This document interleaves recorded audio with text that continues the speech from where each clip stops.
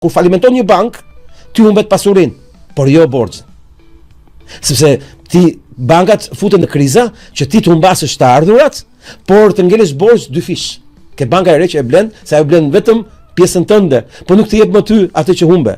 Dhe kjo sistem i krizave që prodhon luftra e varfërinë e 2008 e gjithkohës, janë gjitha pjesë e një loje të madhe, ku Amerika pak nga pak ka degraduar në një vend që po vdes si perandori, dhe e quajnë vdekja e perandorisë amerikane në të gjitha format.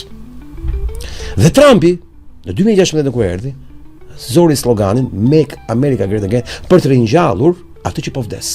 Dhe pyetja është, a do ta ringjall? Do varet vetëm nga raporti Maga-Miga, këtu varet gjithë ardhmja e botës dhe Amerikës. Dhe fillojmë tani.